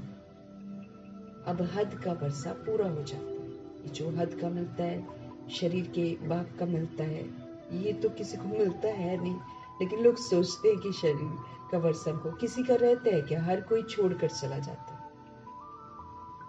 तो ये जो हद के वर्षे मिलते हैं, ये अब पूरे होने वाले हैं। अब किसी को कोई वर्षा नहीं मिलेगा, लेना भी नहीं है। बाबा कहते हैं अब तो हद का वर्षा लेना भी नहीं है, दूसरे को दे देना है। बड़ा नुकसान होता है, लेते हैं ना, नुकसान बहुत होता है उससे। वो कहीं बीमारियों में निकलेगा, कहीं निकलेगा, निकलेगा ही निकलेगा वो वाला पैसा। इसलिए अगर हद का वर्षा लिया भी है तो कहीं सफल कर दो, आत्माओं को जगा दो, कहीं पर खोल दो सेंटर, है ना, कोई पाठशाला कहीं पर बाहर कहीं खोल दो अगर पैसा है तो, और सेवा करा लो, सफल हो जाएगा। क्योंकि वो किसी का भी पैसा नहीं है, वो दे के अभिमान में कमाया हुआ पैसा है, जब्त किया हुआ, इस सृष्टि पर आकर सृष्टि की चीज को जब्त किया हुआ है, उसमें पाप है, उसको सफल कर दो बाबा। फिर अगर कहीं बाहर बना हुए का सेंटर कोई छोटा सा है ना, तो फिर सोल्स आएंगी, नहीं भी बाबा की बनती है तो भी संदेश तो लेकर जाएंगे, और फिर मैसेज ऊपर बाहर छप वो लगवा दो कि बेहद का बाप बेहद का वर्षा देने के लिए आया है। निमंत्रण जो भी बाबा ने शुरू में बताया ना, वो पूरा का पूरा छपवा दो, जिसको आना होगा वो आएगा, जिसको नहीं आना होगा वो ये तो पढ़कर जाएगा ही जाएगा, बेहद का बाप बेहद का वर्षा देने के लिए आया हुआ है, ले लो। वो एंड में याद करेगा, अगर नहीं बनता है ना प्रभु जी का, एंड में याद करेगा कि मैसेज तो था, मैंने नहीं देखा। तो कितनी सेवा हो गई। जहां भी प्रॉपर्टी मिलती है हद की, किसी को भी मिली हुई होगी, गांव में मिली होगी, खोल दो वहां जाकर सेंटर और लगवा दो बाहर बोर्ड।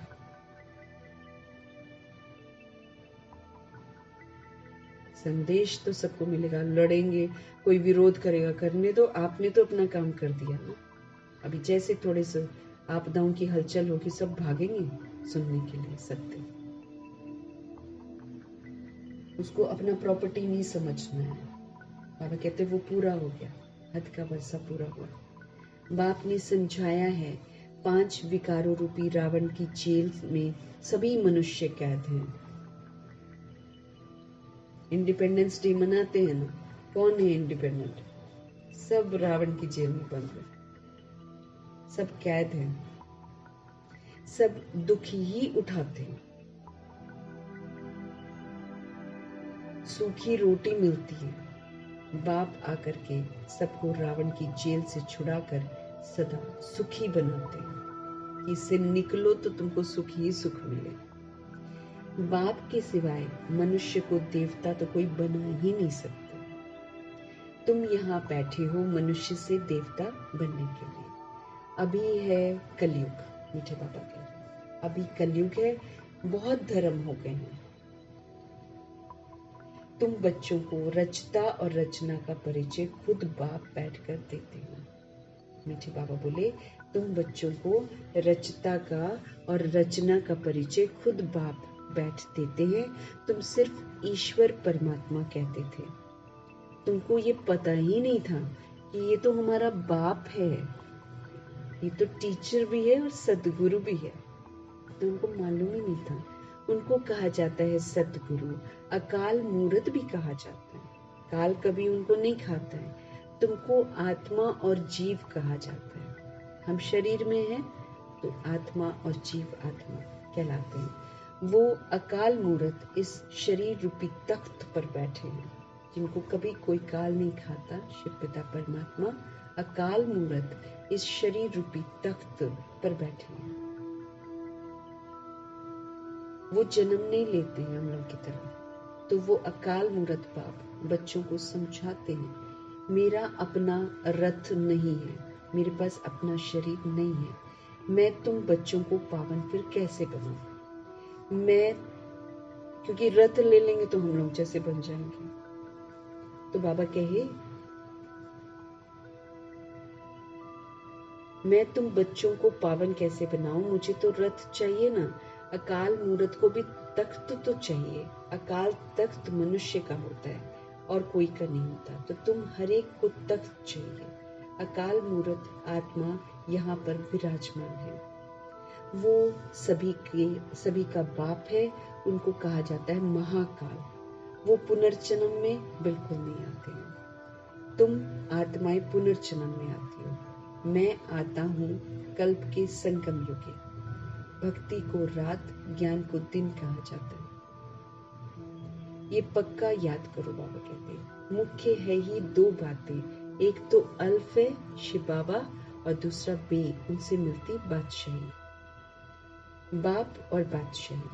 बाप आकर हमको बादशाही देते हैं और बादशाही के लिए ही हम आत्माओं को पढ़ाते हैं, इसलिए इसको पाठशाला भी कहा जाता है। बाप आकर बादशाही देते हैं और बादशाही के लिए हमको पढ़ाते हैं, इसलिए इसको पाठशाला भी कहा जाता है। भगवानुवाच, भगवान तो निराकार है, उनका भी पाठ होना चाहिए। वो है ऊंचे ते ऊंचा भगवान, उनको सभी याद करते हैं। बाप कहते हैं ऐसा कोई मनुष्य नहीं होगा जो भक्ति मार्ग में याद न करता हो। दिल से ही सब पुकारते हैं, हे भगवान, हे लिबरेटर, ओ गॉड फादर, क्योंकि वो है सभी आत्माओं का फादर, जरूर बेहद का ही सुख देगा। अब जब आपदाएं होती हैं तो कोई राम सीता को नहीं बुलाता, सीधे ऊपर ही देखते हैं, गॉड गॉड ही बोलते हैं। अरे कोई मुस्लिम होंगे अल्लाह बोलेंगे, क्रिश्चियन हो गॉड बोलेंगे, हिंदू हे भगवान बोलते हैं, सब ऊपर ही देखते हैं।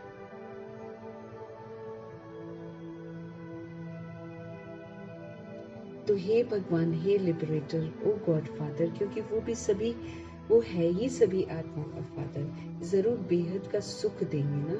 हद का बाप तो हद का सुख देते हैं, कोई को पता नहीं। अब बाप आए हैं कहते हैं बच्चों, और संग अब तोड़ दो और मुझ एक बाप को याद करो। तोड़ दो सारा संग, क्योंकि वो सारा डिस्चार्ज करने वाला संग है। संग दोष में लग जाएंगे, संग दोष लग जाएगा, बाबा कहते हैं।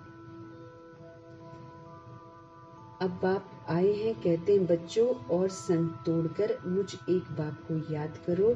ये भी बाप ने बताया है कि तुम देवी देवता नई दुनिया में रहते हो, वहां तो अपार सुख है, उन सुखों का अंत नहीं गाया जाता है ना, अंत नहीं पाया जाता। बाबा कहते इतना सुख है। नए मकान में सदैव सुख होता है ना, पुराने में दुख होता है, कभी कुछ गिर रहा है, कभी कुछ गिर रहा है। तब तो बाप बच्चों के लिए नया मकान बनवाते हैं, बच्चों का बुद्धि का योग नए मकान में चला जाता है। ये तो हुई हद की बात। अभी तो बेहद का बाप नई दुनिया बना रहा है, मतलब दुनिया में भी बाबा कहते हैं, सपोज करो किसी के पास मकान है, अब वो दूसरी जगह भी एक और मकान बनाते हैं, तो फिर जब नया बनाते हैं ना, पुराने से मन हट जाता है, नए में जाने का मन करता है। ऐसे ये जो पुरानी दुनिया हो गई है, ये अब बदलनी है, बाबा कहते हैं। तो अब हम इच्छुक होने चाहिए ना कि नई दुनिया के लिए हम तैयारी करें। तो बाबा कह रहे हैं ये तो हुई हद की बात, अभी तो बेहद का बाप नई दुनिया बना रहे हैं। पुरानी दुनिया में जो कुछ भी देखते हो ना, सब कब्रिस्तान हो रहा है, सब दफन हो जाएगा। अभी परिस्तान स्थापन हो रहा है, कब्रिस्तान होने से पहले बाबा परिस्तान स्थापन कर देते हैं। तो हमारी को अपॉर्चुनिटी है कि आप परिस्तान का जो स्थापना हो रही ना, उसके लिए आप पुरुषार्थ करो। बाबा कहे ये पुराना जो दुनिया है ये दफन हो जाएगी, ये कब्रिस्तान होनी है, अभी परिस्तान स्थापन हो रहा है, तो तुम संगम युग पर हो। कलयुग की तरफ भी देख सकते हो, सतयुग की तरफ भी देख, क्योंकि हम संगम युग में है ना, तो भगवान हमको संगम युग में खड़ा करके कलयुग की दुर्दशा भी दिखाते हैं और सतयुग की खूबसूरती भी दिखाते हैं, और फिर बोलते चूज करो किधर को जाना। हर आत्मा वही है ना, परखने की शक्ति और फिर निर्णय करने की शक्ति आत्मा को यूज करनी पड़ती है, परखना पड़ता है कि हाँ ये ऐसे है, वाकई ये कलयुग है और वो सतयुग है जो भगवान स्थापन करें, इसको रियलाइजेशन चाहिए। मीठे बाबा बोले आप कलयुग की तरफ भी देख सकते हो, सतयुग की तरफ भी देख सकते हो, संगम युग पर खड़े होकर। तुम संगम युग पर साक्षी होकर देखते हो, अब कलयुग को भी देखते तो क्यों क्या कैसे नहीं करते, साक्षी होकर देखते हैं।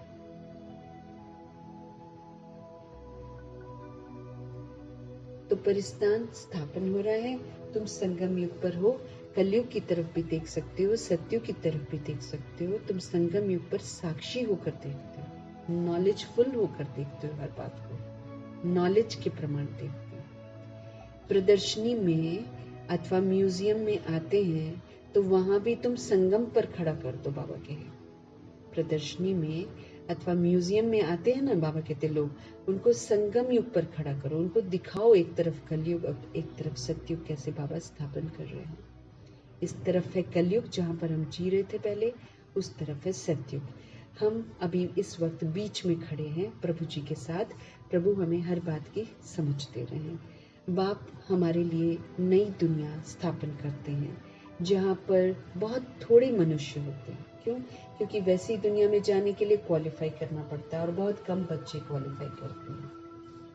क्वालिफाई करना पड़ता है, वहाँ पर बेदाग हीरा बनना पड़ता है जाने के लिए। वहाँ पर सारे गुणों से संपन्न बनना पड़ता है। वहाँ पर संपूर्ण निर्विकारी बनना पड़ता है। मर्यादा पुरुषोत्तम का सबूत देना पड़ता है। संपूर्ण अहिंसक बनना पड़ता है, तब जाकर उसमें जाते हैं। तो वो बहुत कम आत्माएं वैसा वाला पुरुषार्थ करती हैं, इसलिए वहाँ पर कम लोग होते हैं। 108 होते हैं और फिर साथ में 9 लाख प्रजा होती है।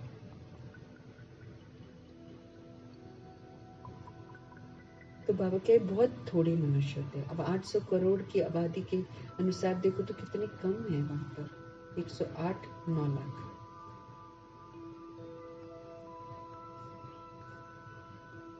और कोई भी धर्म वाला उसमें नहीं आता है, हिंदू मुस्लिम ये सब नहीं होता वहां पर। सिर्फ तुम ही पहले पहले आते हो। अभी तुम स्वर्ग में जाने का पुरुषार्थ कर रहे हो। पावन बनने के लिए ही तो मुझे पुकारा है कि हे बाबा, हमको पावन बनाकर नई दुनिया में ले चलो। बाबा, हमको पावन बनाकर पावन दुनिया में ले चलो। ऐसे नहीं कहते हैं कि शांति धाम में ले चलो। परम धाम को कहा जाता है स्वीट होम। वो हमारा स्वीट होम है। हर सोल अपने स्वीट फॉर्म में होती है, शोर नहीं करती है, प्यारी सी ओरिजिनल स्वीट होम में स्वीट बनकर चली जाती है। अभी हमको घर जाना है जिसको मुक्ति धाम कहा जाता है। वहां पर सारी आत्माएं शरीर से मुक्त अवस्था में रहती हैं।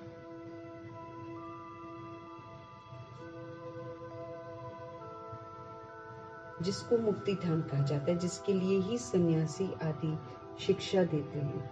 वो सुख धाम का ज्ञान तो दे नहीं सकते सन्यासी, क्योंकि वो निवृत्ति मार्ग वाले हैं। वो घर को छोड़कर जाते हैं पवित्र रहने के लिए।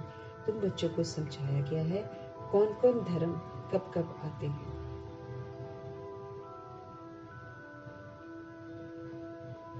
कौन कौन धर्म कब कब आते हैं। मनुष्य सृष्टि रूपी झाड़ में पहले पहले फाउंडेशन तुम्हारा है। बीज को कहा जाता है वृक्षपति। बाप कहते हैं मैं वृक्षपति ऊपर में निवास करता हूँ, मैं ऊपर में रहता हूँ। बाबा बताते हैं जब झाड़ एकदम जर्जरीभूत हो जाता है ना, तब मैं आता हूँ। बाबा कहे जब बिल्कुल खोखला हो जाता है ना सृष्टि रूपी वृक्ष, तो फिर बाबा कहते तब मैं आता हूँ देवता धर्म स्थापन करने के लिए। बैनियन ट्री का बड़ा वंडरफुल झाड़ है। बिगर फाउंडेशन बाकी सारा झाड़ खड़ा है। अद्भुत बात है ना। प्रकृति वैसा ही यादगार देखो प्रकृति में बना है। वो बरगद का पेड़ इतना फैला हुआ है कोलकाता में कि दीदियां जो गई हुई हैं वो बताती हैं कि कितना कितना पैदल चलना पड़ता है, दूर दूर तक शाखाएं। और जो दूर दूर तक शाखाएं हैं वो बिल्कुल फ्रेश हैं, और जो जड़ है वो सारा खोखला है। तो कितना न सृष्टि जो ड्रामा चलता है उसका वो प्रतीक है। आज देवी देवता धर्म का फाउंडेशन नहीं है, बाकी सारे हैं मौजूद। तो उसकी तुलना फिर बैनियन ट्री से करी जाती है। बैनियन ट्री का बड़ा वंडरफुल झाड़ है। बिगर फाउंडेशन बाकी सारा झाड़ खड़ा है। इस बेहद के झाड़ में भी आदि सनातन देवी देवता धर्म नहीं है, बाकी सारे धर्म खड़े हैं। तुम मूल वतन निवासी हो। फिर मुझे याद रखना, मैं आत्मा कौन? मैं आत्मा मूल वतन निवासी। यहाँ पाठ बजाने आए हो। तुम बच्चे ऑल राउंड पाठ बजाने वाले हो। जो शुरू में आती हैं वो ऑल राउंड पाठ बजाती हैं, इसलिए 84 जन्म मैक्सिमम है। फिर मिनिमम 1 जन्म, मनुष्य फिर वो मनुष्य फिर कह देते हैं 84 लाख जन्म, वो भी किसके होंगे ये भी समझ नहीं सकते। बाप आकर तुम बच्चों को समझाते हैं कि 84 लाख नहीं, 84 जन्म तुम लेते हो। पहले पहले मेरे से तुम बिछड़ते हो। सतयुग सतयुग की देवताएं ही पहले होते हैं। तो जब वो आत्माएं यहाँ पर पाठ बजाती हैं, मीठे बाबा कहते हैं, तो बाकी सारी सोल्स जो है कहाँ चली जाती हैं ये भी तुम जानते हो। बाकी सब आत्माएं शांति धाम में रहती हैं।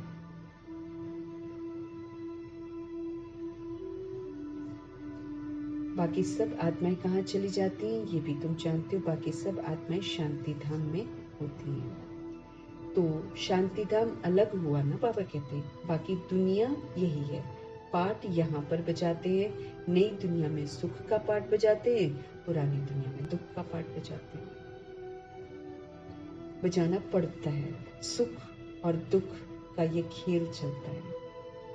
वो है राम राज्य। दुनिया में कोई भी मनुष्य ये नहीं जानते कि सृष्टि का चक्र कैसे फिरता है। मीठे परमात्मा कहते हैं, दुनिया में कोई भी मनुष्य ये नहीं जानते हैं कि सृष्टि का चक्र कैसे फिरता है। न तो रचता को जानते हैं और न रचना के आदि मध्य अंत को जानते हैं। ज्ञान का सागर एक बाप को ही कहा जाता है। रचता और रचना के आदि मध्य अंत का ज्ञान कोई शास्त्र में नहीं है। बाबा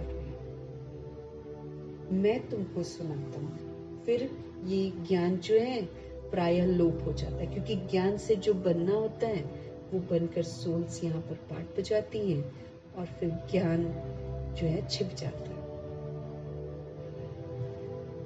प्रायः लोप इसलिए बोलते क्योंकि उसका जो परिणाम है, जो प्रारब्ध है, वो मौजूद होती है। ज्ञान से देवता बनते तो आधा कल्प देवता मौजूद रहते हैं, फिर आधा कल्प उनके जड़ चित्र है ना। ज्ञान अविनाशी है, कुछ चैतन्य में तो कुछ यादगार बनते हैं।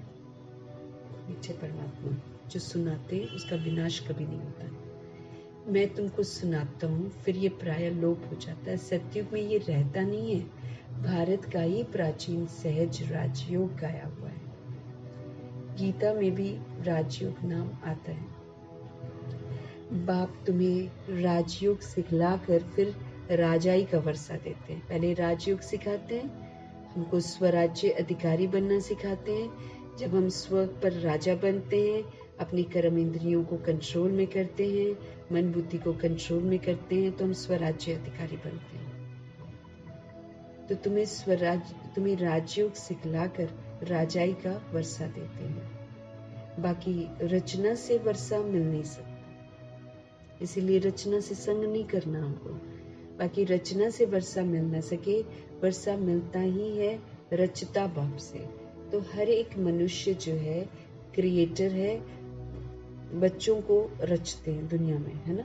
मनुष्य जो है क्रिएटर हो जाता है ना, वो है हद के ब्रह्मा, ये है बेहद का ब्रह्मा। अभी हमको बेहद का ब्रह्मा बनकर अपने लिए सतयुग की दुनिया स्थापन करनी। वो दुनिया में, क्योंकि ब्रह्मा मतलब क्रिएटर ना, तो दुनिया वाला जो बॉडी वाला ब्रह्मा है वो हद का ब्रह्मा है, वो बच्चे क्रिएट करते ना। ये है बेहद का ब्रह्मा, वो है निराकार आत्माओं के पिता, और ये लौकिक पिता, ये फिर है प्रजापिता। एक शरीर का पिता, एक आत्मा का पिता, और फिर एक अलौकिक प्रजापिता। प्रजापिता कब होना चाहिए? क्या सतयुग में होना चाहिए? नहीं, पुरुषोत्तम संगम युग पर होना चाहिए। तो मनुष्य को ये भी पता नहीं है कि सतयुग कब होता है। उन्होंने तो सतयुग कलयुग आदि को लाखों वर्ष के दे दिए हैं। बाप समझाते हैं 1250 वर्ष का एक युग होता है। 84 जन्मों का भी हिसाब चाहिए, सीढ़ी का भी हिसाब चाहिए। हम कैसे उतरते हैं, पहले पहले फाउंडेशन में है देवी देवता, उनके बाद फिर आते हैं इस्लामी, बौद्धि। बाप ने झाड़ का राज भी बताया हुआ है। बाप के सिवाय तो कोई सिखला नहीं सके, क्योंकि बाबा पुनर्जन्म में आते नहीं है। उनके सामने सारा का सारा ड्रामा बिल्कुल स्पष्ट है, तो वही आकर हम आत्माओं को बताते हैं। बोलो बाबा ने हमें ध्यान में दिखाया है, फिर हम यहाँ बनाते हैं। फिर क्योंकि लोग बोलेंगे ना ये कहाँ से आप काल्पनिक करते हैं, ऐसे बोलते हैं ना, तो फिर बाबा कहते हैं उनको बताओ कि बाबा ने हमें ध्यान में दिखाया है, फिर हम यहाँ पर बनाते हैं। फिर उनको बाप ही इस रथ में आकर करेक्ट करते हैं कि ऐसे ऐसे बनाओ, खुद ही करेक्ट करते, शिव बाबा आकर खुद से करेक्ट करते हैं। श्री कृष्ण को श्याम सुंदर कहते हैं, परंतु मनुष्य तो समझ नहीं सकते कि क्यों कहा जाता है। उनको श्याम भी कहा जाता है, उनको सुंदर भी कहा जाता है, क्यों? ये वैकुंठ का मालिक था तो गोरा था ना, बाबा कहते हैं ये तो पवित्र था, फिर गांव का छोरा इसको सांवरा बना दिया, इसलिए उनको ही श्याम सुंदर कहते हैं। यही पहले आते हैं तत्व। इन लक्ष्मी नारायण की राजाई फिर चलती है। आदि सनातन देवी देवता धर्म की स्थापना कौन करते हैं ये भी किसी को पता नहीं है। भारत को भी बुलाकर हिंदुस्तान के रहवासी खुद को हिंदू कह देते। मैं भारत में आता हूँ। भारत में देवताओं का राज्य था। भारत में देवताओं का राज्य था जो अब प्रायः लोप हो गया है। मैं आता हूँ फिर से स्थापना करने के लिए। पहले पहले है ही आदि सनातन देवी देवता धर्म। ये जो झाड़ है ये वृद्धि को बाबा कहते पाता रहता है। नए नए पत्ते मठ पंथ पिछाड़ी में आते हैं तो उनकी भी बाबा कहते शोभा हो जाती है। फिर अंत में जब सारा झाड़ बिल्कुल खोखला हो जाता है, जर्जरी भूत अवस्था को पाता है, फिर मैं आता हूँ। यदा यदा ही धर्मस्य, जब जब ग्लानि होती है तब तब प्रभु जी आते हैं। आत्मा अपने को भी नहीं जानती तो बाप को भी नहीं जानती।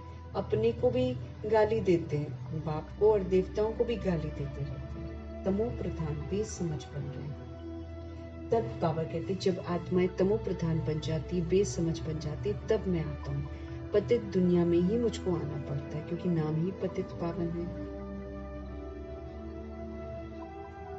तुम मनुष्यों को जियदान देते हो, अर्थात मनुष्य से देवता बनाते हो, सब दुखों से दूर कर देते हैं बाबा। तुम मनुष्यों को बाबा कहते सत्य बताकर क्या करते हो, जियदान देते हो, अर्थात मनुष्य से देवता बनाते हो। सब बाबा कहते दुखों से दूर कर देते, सब दुखों से दूर कर देते हो, सो भी आधा कल्प के लिए। गायन भी है वंदे मातरम।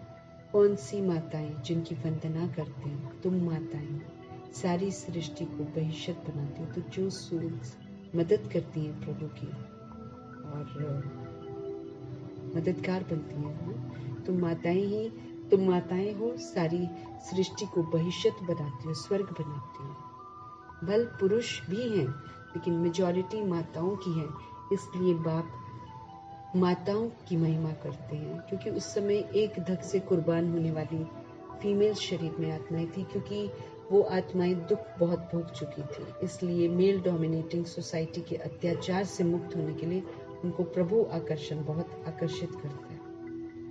बाबा कहे इसलिए बाप माताओं की महिमा करते हैं। बाप आकर तुमको इतनी महिमा लायक बनाते हैं, महिमा लायक बनाते हैं, बाबा बनाते हैं।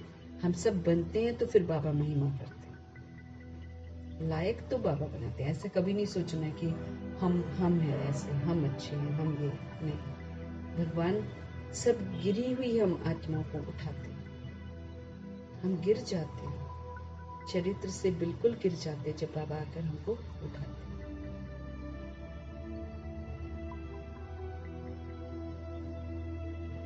अच्छा,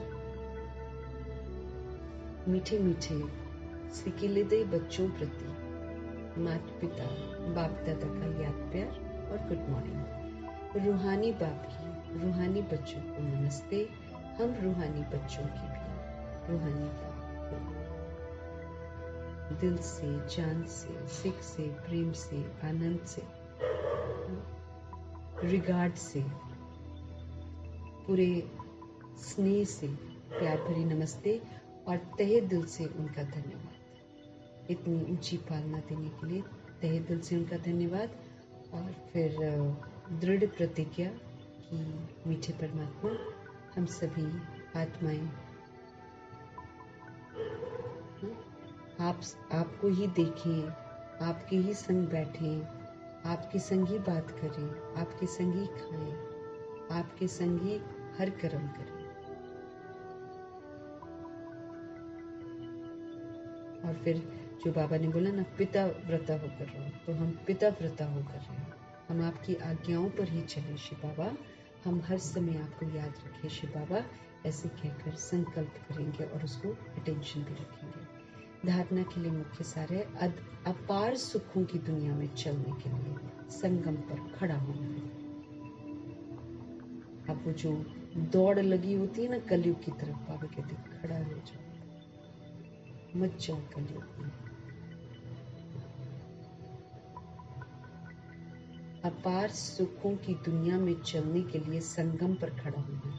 संगम पर खड़ा होना मतलब आत्मा परमात्मा के मिलन में रहना, फिर जो परमात्मा कहते वही करना।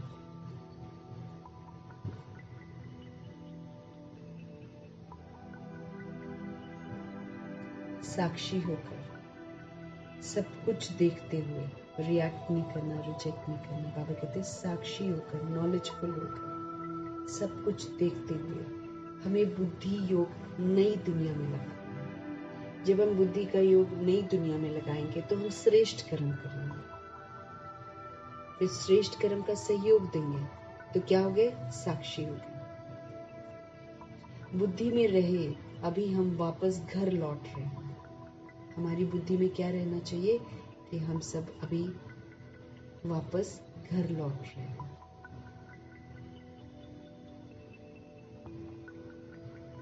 हमें सभी को जियदान देना है। प्रभु का परिचय देना मतलब एक सोल को उसका परिचय देना कि वो एक आत्मा परमात्मा का बच्चा है। ये जियदान है, नहीं तो आत्माएं कितनी नास्तिक बन गई हैं और कितनी अकेली बन गई। जियदान चाहिए उसे।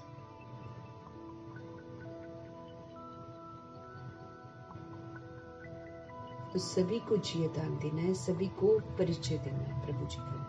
मनुष्य से देवता बनाने की हमें सेवा करनी है। बेहद के बाप से बढ़कर फिर दूसरों को भी पढ़ाना है। दैवी गुण हमें धारण करने हैं और दूसरी सोच को कराना है। हम करके दूसरी सोच को करा सकते हैं। दैवी गुण धारण करके उसका व्यवहार करेंगे जब दूसरों से, तो दूसरी सोच भी फिर वैसे ही बिहेव करेंगे। इस विधि से बाबा हमको दैवी गुण धारण करने की समझ देते हैं।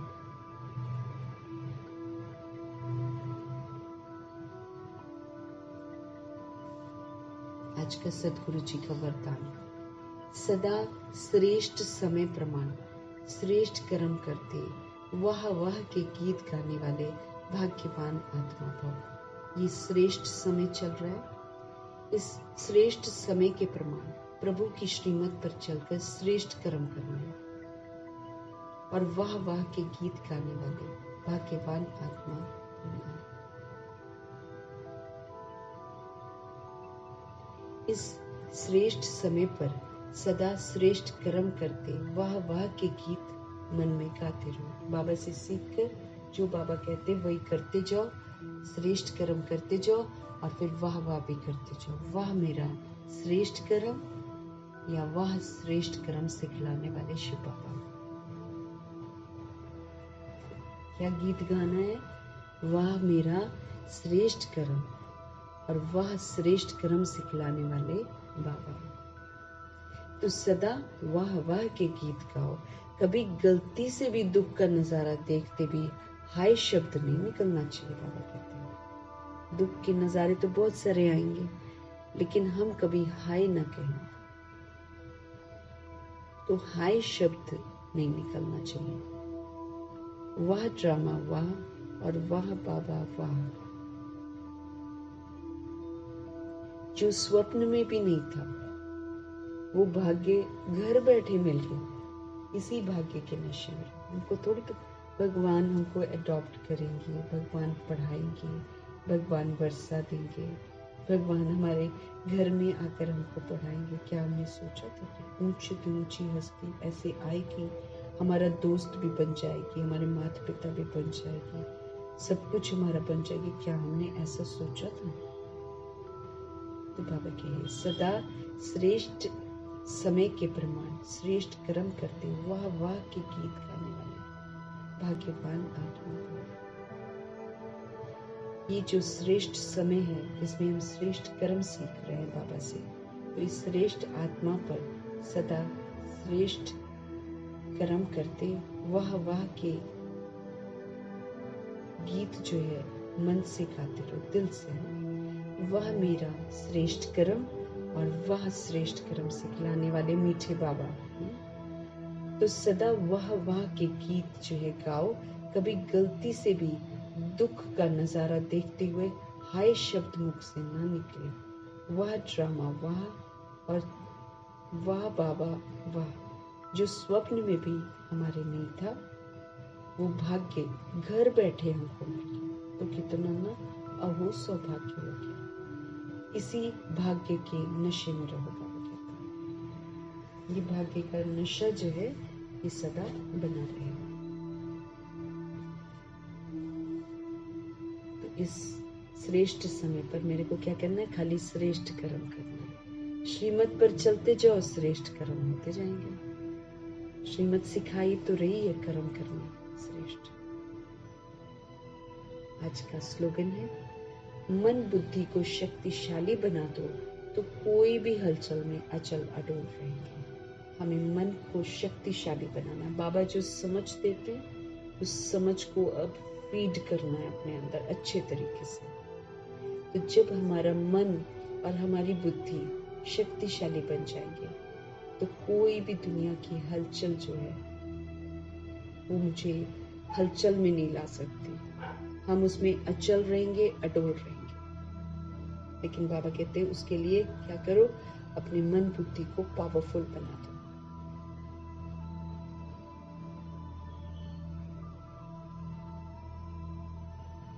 मन बुद्धि को शक्तिशाली बना दो। तो मीठे परमात्मा हम आत्मा को बोलते हैं कि कोई भी हलचल में हम कैसे रहेंगे? अचल अडोल रहेंगे। बस अचल अडोल रह गए, पास हो गए। अचल अडोल शांत स्थिर प्रभु की याद और शुभ चिंतन, पास हो गए पूरे के पूरे। हलचल में आगे फेल, हलचल में आगे रिएक्ट करके रिजेक्ट कर दिया, क्वेश्चन कर दिया, करेक्शन कर दिया, कोटेशन सुना दिया या एब्जॉर्ब कर ली बातों को, फिर एब्जॉर्ब करके वैसे ही रिफ्लेक्ट कर दिया क्योंकि जो मैं अंदर लेकर गई वही मैंने वापस कर दिया। ये किया तो फेल है। कोई भी प्रश्न नहीं उठा, एकदम अचल अडोल रहे।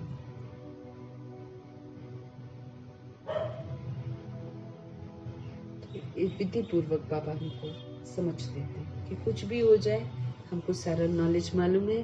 हम नहीं मरते हैं, बॉडी है वो चेंज हो रही है, नई वाली बॉडी हमको मिल जाएगी। हम सोल जो एक्ट करके मेरा रिश्ता बनी है उसको कुछ नहीं होगा। वो मेरे बाबा की अमानत है, वो मेरा आत्मा भाई है, उसको कुछ नहीं हो रहा है, सिर्फ शरीर को होगा।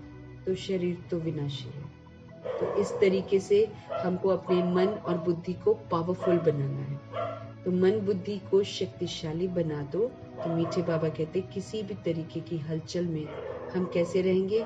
अचल अडोल बन जाए। फिर थोड़ी डर लगेगा। सोल को एम्पावर करना बाबा जी के साथ। तो हम आत्माओं को श्रेष्ठ कर्म सिखाने वाले बाबा का धन्यवाद करेंगे। हम आत्माओं को सत्य से परिचित कराने वाले शिव बाबा को थैंक यू बोलेंगे। और ब्रह्मा माँ जो शिव बाबा का कहना मानकर फरमान बरदार, आज्ञाकारी, ईमानदार, वफादार का सबूत देते हैं, ऐसे ब्रह्मा माँ को भी हम धन्यवाद करेंगे। कितने आराम से पास होकर कितने ठंडे शीतल हो गए हैं ब्रह्मा जी। और मातेश्वरी जी का भी धन्यवाद करेंगे जो हंस जी का पाठ पक्का किया, तो वो फिर आगे निकल गए। तो उनका भी धन्यवाद करेंगे क्योंकि हमको सिखाते हैं वो लोग। एडवांस पार्टी की सारी सोल्स का धन्यवाद, अष्ट रत्नों का धन्यवाद, नवग्रहों का धन्यवाद, एडवांस पार्टी की सारी सोल्स का धन्यवाद, फिर 16,108.33 करोड़ में बची हुई सारी सोल्स का धन्यवाद।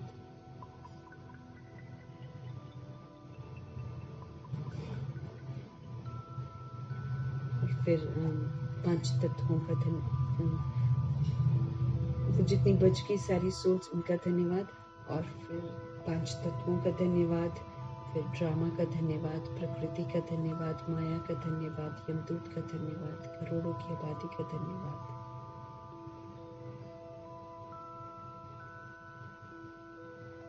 साधनों का धन्यवाद, साधन बनाने वालों का धन्यवाद, द्वापर युग कलयुग की सारी सोल्स का धन्यवाद, साथ में रहने वाली सोल्स का धन्यवाद, सहयोगी आत्माओं का धन्यवाद, अविनाशी खजानों का धन्यवाद, संगम युग के इस अनमोल समय का धन्यवाद जिसमें हम प्रभु के संग हम मिलन मेला मना रहे हैं। तो बहुत बहुत धन्यवाद है इसका।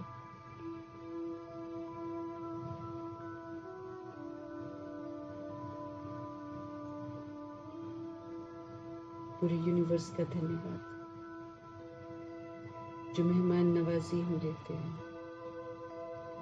उसके लिए पूरे जो भी सृष्टि रूपी ड्रामा है उसका धन्यवाद करेंगे, क्योंकि यहाँ से हम हर चीज़ की मैंने जो भी चीज़ें हमने यूज़ करी हैं, रहते हैं, कितने समय से आकर मेहमान बनकर बैठे हुए हैं। 63 जन्म जो द्वापर युग के एकदम देह के भान में आकर हम यहाँ पर रहे हुए हैं, फिर देह का अभिमान बन गया, उसके बाद हम दुर्गति में चले गए, कितने समय से हम मेहमान बनकर यहाँ पर बैठे, अब जाना तो चाहिए ना हमको। एक तो मेहमान बनकर बैठे और अधिकार जमा कर गंदा भी कर दिया। अब बाबा हमको साफ कर रहे हैं तो फिर हमको साफ होना चाहिए ना, साफ होकर फिर अच्छे बच्चे की तरफ वापस घर चलने को तैयार होना चाहिए, बजाय इसके कि बाबा को फिर से हम कष्ट दें और वो फिर से कहें कि तैयार हो जाओ।